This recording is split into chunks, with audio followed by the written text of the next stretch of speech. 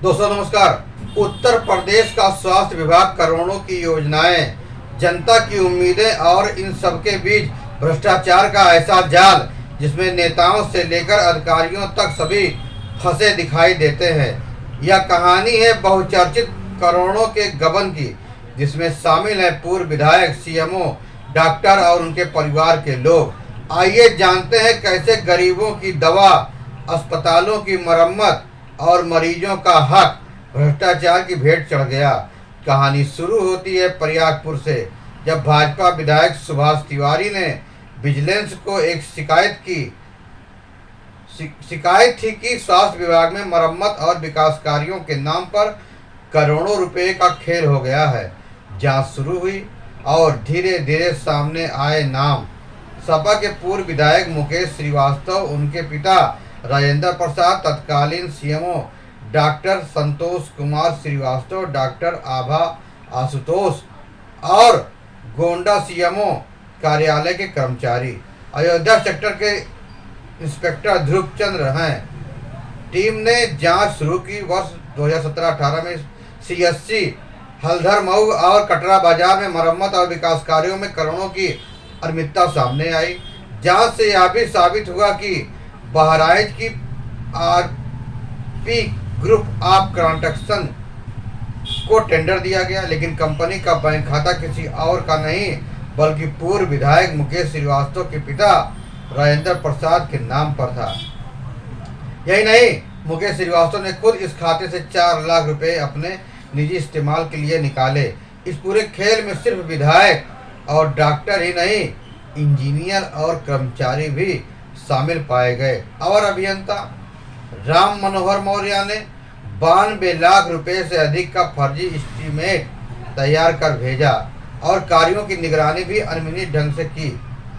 गोंडा जिले में चिकित्सा उपकरणों और फर्नीचर की मरम्मत के नाम पर भी करोड़ों का हेरफेर किया गया। और जब जांच की बारी आई तो निविदा से जुड़ी पूरी फाइलें गायब कर दी गईं, जिसे गायब करने का आरोप कनिष्ठ सहायक रामचंद्र सोनी पर लगा, जो आज प्रधान सहायक है। विधायक ही नहीं, उनका परिवार भी भ्रष्टाचार की कड़ी से जुड़ा मिला। पूर्व विधायक के भाई अजय कुमार श्रीवास्तव, जो स्वास्थ्य विभाग में ही लिपिक हैं, पर उनकी दूसरी एफआईआर दर्ज हुई। आय से अधिक संपत्ति का मामला जांच में सामने आया कि अजय ने जांच अवधि में केवल 46 लाख रुपए वैध स्रोतों से कमाए, लेकिन इस दौरान उन्होंने 4 करोड़ रुपए से ज़्यादा खर्च कर डाले। इसमें आलीशान मकान, गाड़ियां, पारिवारिक खर्च शामिल थे। सवाल साफ है, आखिर यह पैसा आया कहां से? मुकेश श्रीवास्तव की कहानी केवल घोटालों तक सीमित नहीं है।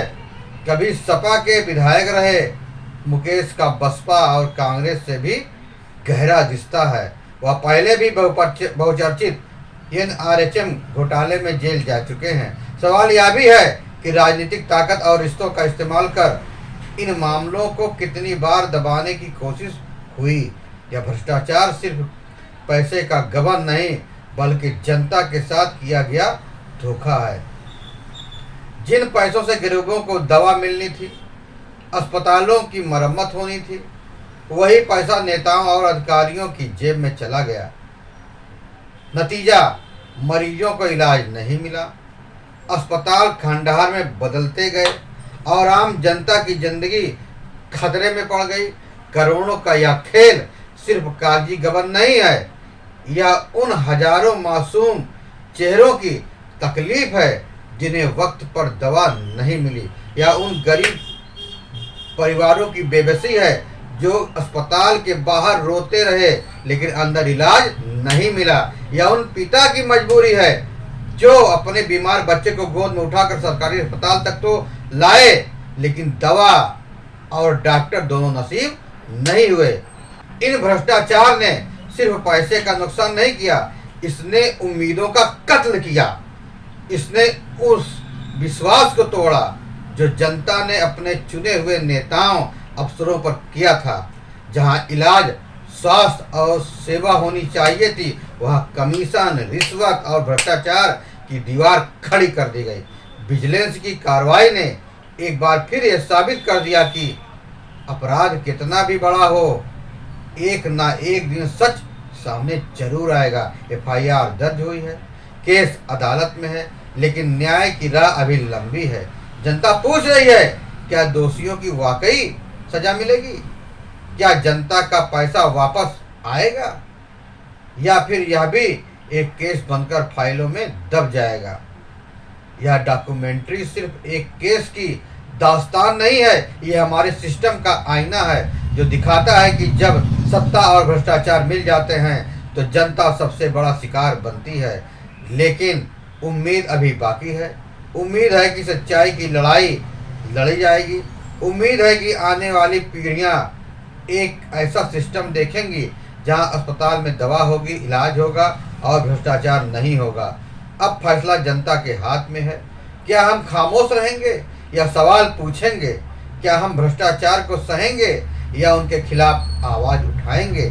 क्योंकि याद रखिए, अगर हम चुप रहे तो अगली बार यह कहानी किसी और गरीब, किसी और मासूम, किसी और परिवार के साथ दोहराई जाएगी। आपको यह खबर कैसी लगी? फिर मिलेंगे नई जानकारी के साथ, नई खबरों के साथ। तब तक के लिए जय हिंद, वंदे मातरम।